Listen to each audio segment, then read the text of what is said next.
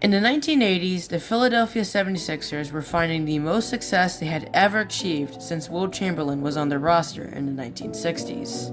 After a few years of failing to make it to the finals, they prevailed in 1980. However, stellar performances from Kareem Abdul-Jabbar and the rookie Magic Johnson denied them from winning a ring in 6 games. In 1981, while up 3-1 against the Boston Celtics in the Eastern Conference Finals, the 76ers managed to butcher this lead, ultimately losing by 1 single point in Game 7. The 76ers once again managed to make it to the finals, facing off the Lakers for a second time. It still wasn't in the 76ers' favor, as they were beaten in another 6 games. But in 1983, all the pieces came together. At the end of the 1981-82 season, Houston Rockets player Moses Malone became a restricted free agent. The 76ers jumped on this opportunity and gave Moses an offer the Houston Rockets would fail to match. And so, not wanting Moses to walk away without the team getting something in return, a sign-and-trade deal was done with the 76ers. And just like that, the defending MVP was now in Philly. Now heavily favored to win the championship, the 76ers won 65 games as they opened up many winning streaks. They ended up as a first seed, and Moses was so confident heading into the playoffs, he delivered one of the most iconic lines in all of basketball.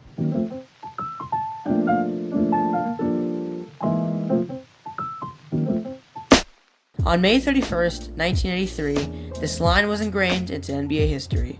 While there is no footage of Moses ever saying this, the media reported it. As the playoffs progressed, the 76ers did lose only 1 game. While Moses' prediction wasn't completely right, it wasn't completely wrong either.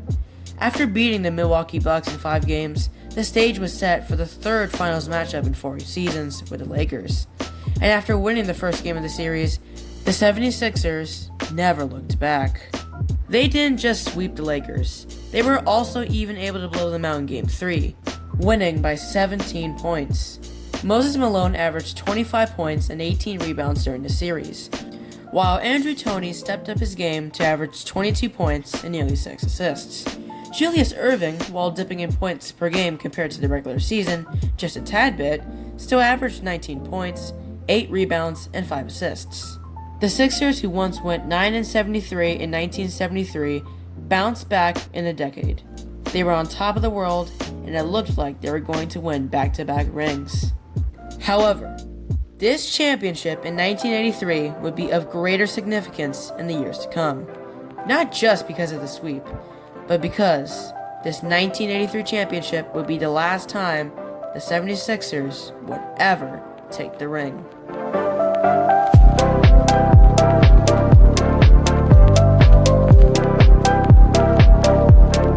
What the hell? Oh my God! Throughout the rest of the 1980s, the 1990s, and the 2000s, the Sixers failed to reclaim their championship status.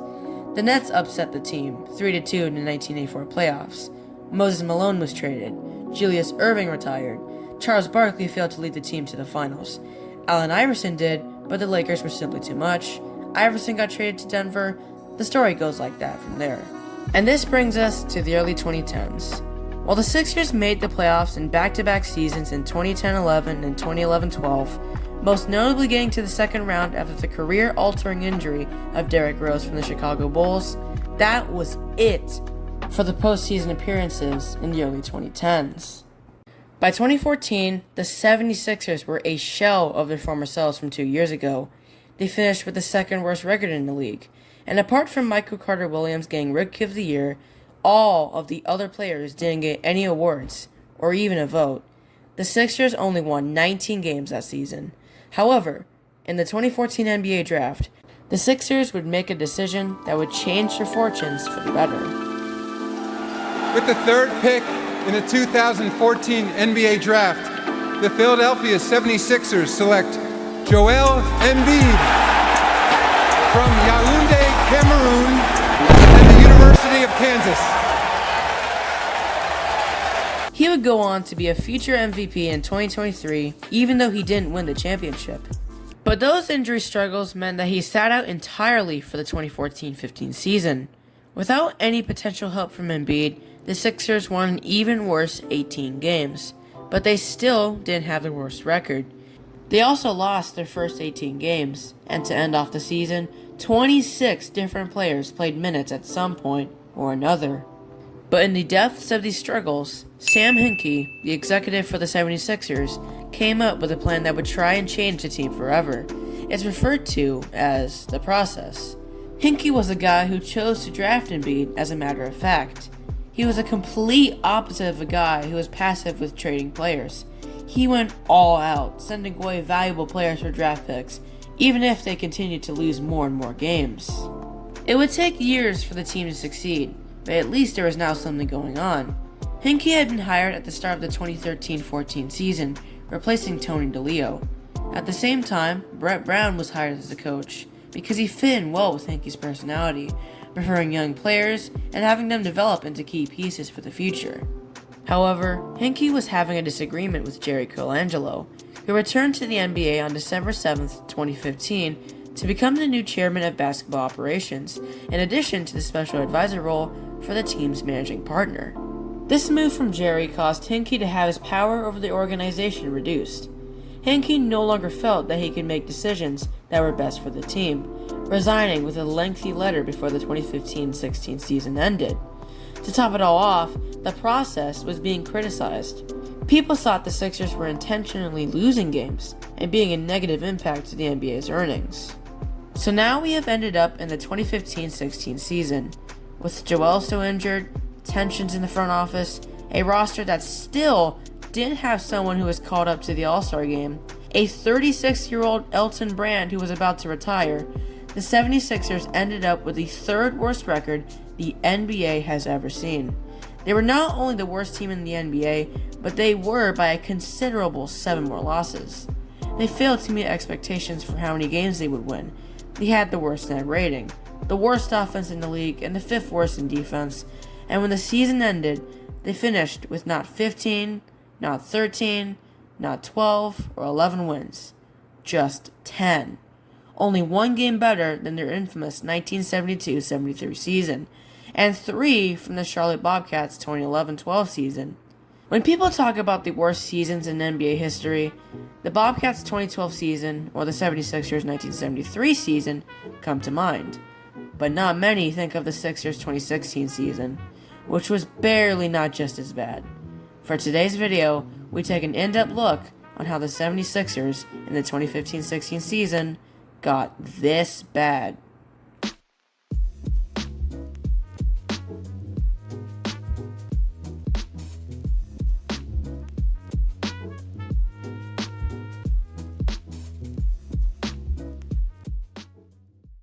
Okay, before we get to this, I just want to remind you that if you want to support my channel, consider subscribing, which helps push the video to a wider audience. I would really appreciate it.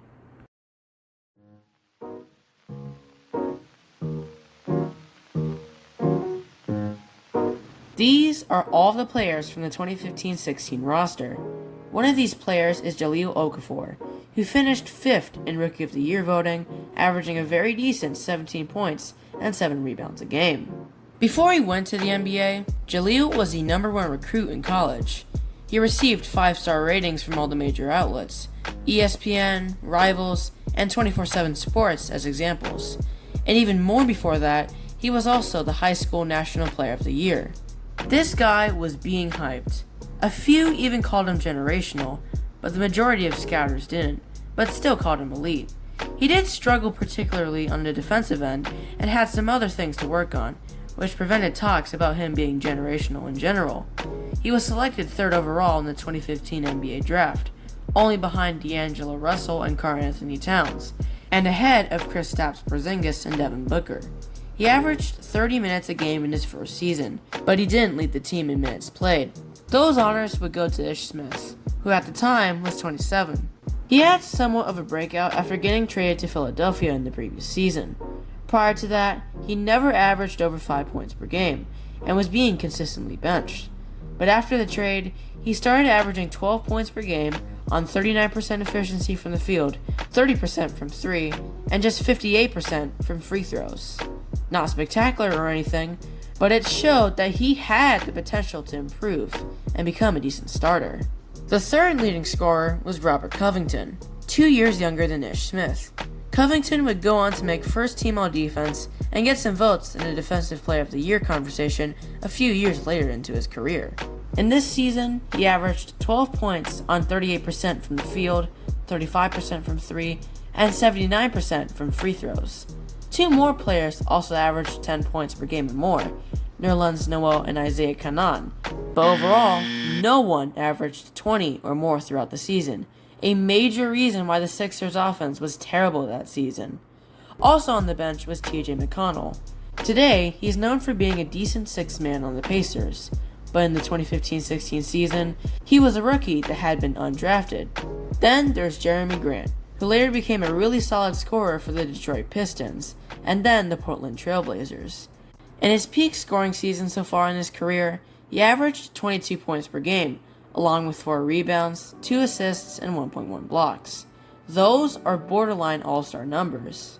In the shooting guard position, you have Nick Stauskas, who was playing for Sacramento the previous season, and Hollis Thompson, who barely came short of averaging 10 points per game. He would only play one more season before he never played in the NBA again. There was Christian Wood, who averaged borderline all-star numbers in his peak too, with 9 rebounds and 21 points per game, before having a fall from grace and now becoming a free agent. He got cooked. Adrian, you didn't go down like that, huh? He got cooked. On the less notable side of things were Phil Pressey, Sonny Weems, Kendall Marshall, who played with Kobe Bryant, and Jakar Sampson. The last guy I'll mention is Richaun Holmes, who later became a decent role player for the Sacramento Kings. And so, with 18 players that played for the Sixers this season at some point or another, it's time to move on to just how bad the Sixers performed throughout the season.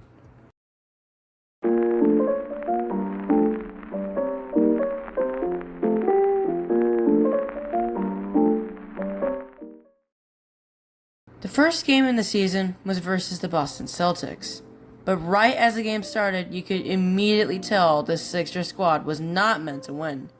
After starting with a 5-point lead in the first quarter, Boston outscored them for the next 3 quarters, ending up 112-95.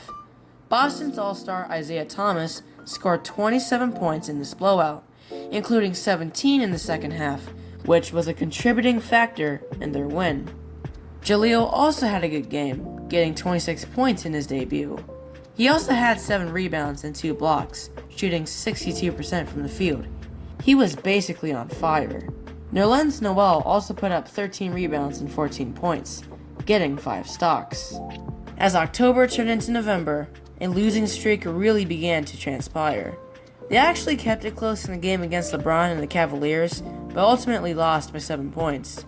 They played against the young Giannis and lost by 4. Some of the losses that were accumulating were blowouts. The games against the Pacers and the Hornets were great examples. Against Paul George, he dropped 34 on them while grabbing 4 steals. Versus Kemba's Hornets, Al Jefferson suddenly turned it up a notch and dropped 26 points and 10 rebounds. By November 29, 2015, the Sixers had gone 0 for 18 in the past games, with their most recent loss being by 8 points against the Memphis Grizzlies. But thankfully for the Sixers, they were about to face an opponent that was just as mediocre as them, the Los Angeles Lakers. Kobe Bryant had just announced his retirement, and he was regressing. He went from 27 points a game to just 17. The Lakers also had Julius Randle, who would later become an All-Star. December 1st, 2015 comes, and the game is beginning. Los Angeles started out with a 7-point lead ending the first quarter, and it seemed like the Sixers were going to extend to 19 losses in a row. By halftime, they were down by 8, and they needed to do something if they wanted a comeback. The Sixers didn't panic. They remained consistent throughout the second half, with Robert Covington scoring 10 points. Meanwhile, Kobe Bryant was not having it. 1 for 10 and 0 for 6 in the period, he scored just 4 points. Julius Randle also struggled, going 1 for 4. And just like that, when the game ended, the scoreboard read, Lakers 91, 76ers 103.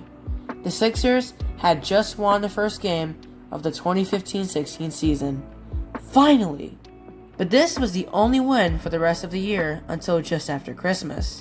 Now sitting on a 130 record, which is absolutely abysmal, the the Sixers won the matchup against the Phoenix Suns by 7 points. During a brief stretch from December 26th to January 4th, the Sixers won 3 out of their 6 games. This was enough to put any Sixers fans' confidence up. Their wins became less and less uncommon, and the Sixers looked like they were on track to not gain the worst record in the NBA. But instead, after a game against the Brooklyn Nets on February 6, 2016, the Sixers began to slump again. They started another 13-game losing streak, and were really becoming the opposite of the Warriors that season. Their comeback was short, and they only won 7 games after the year flipped over to 2016. The Sixers' final win of the season came against the New Orleans Pelicans. After once again falling behind in the first quarter, Philadelphia came back with 31 in the second quarter compared to the Pelicans' 22. The Sixers also outscored them in the third quarter, maintaining their lead into the fourth to win by 14, a borderline blowout. The Pelicans were missing Anthony Davis at the time, who suffered a torn labrum in his left shoulder and a left knee surgery, causing him to miss the remainder of the season. If Davis wasn't injured and Kobe didn't choke the second half in that other game, then the 76ers would have won just 8 games, which would have been even worse than their 1973 season. The last game of the 2015-16 season for the Sixers was a 10-point loss against the Chicago Bulls, which ended the season 10-72. While Robert Covington and Jeremy Grant had decent games, dropping 27 and 20 points respectively, Nikola Mirotic and Justin Holiday had bigger performances. Mirotic especially was the hottest out of anyone in the game, scoring 32 points and 7 rebounds on 63% from the three-point line. He was hitting his buckets and continued doing that in the second half. This was an amazing end for Mirotic's season, but the opposite for the Sixers. They had just finished the 3rd worst season in NBA history, and criticism was going all over social media.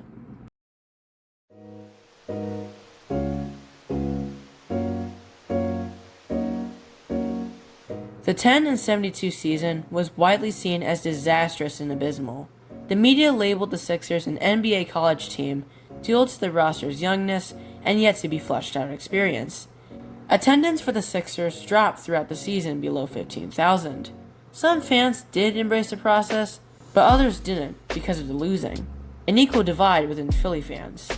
As a result of the 2015-16 season, the Sixers clearly had the best odds of getting the first pick in the 2016 NBA draft, and they got that first pick. But not before former Sixers player Dikembe Mutombo tweeted a congratulatory message about the Sixers getting the first pick, before the draft even happened. This tweet was sent hours before the Sixers drafted Bending Simmons as a first pick, the infamous NBA draft bust we all know and love.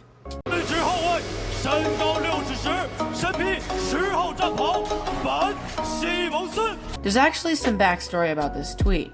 At some point before the draft, several notable Sixers players were given an email to do a scripted post on Twitter, congratulating the team for getting the number 1 pick, if it happened. Dikembe didn't read the instructions properly and posted it early. When it just so happened that the Sixers got the first pick, NBA fans thought that the draft was rigged. The final thing I'll mention which happened in the 2015-16 season is that after Sam Hinkie stepped down, Jerry Colangelo's son, Brian, was hired as a GM and president of basketball operations. Jerry stepped down after the 2017-18 season, where the Sixers made it to the playoffs for the first time in 6 years. At the start of the 2016-17 season, Joel Embiid was finally ready to step on an NBA court after dealing with injury problems in 2 seasons. As a classified rookie, Joel averaged 20 points per game in his first season, along with 7 rebounds and 2.5 blocks. He got 3rd place in Rookie of the Year voting, and in the next season, he became an All-Star.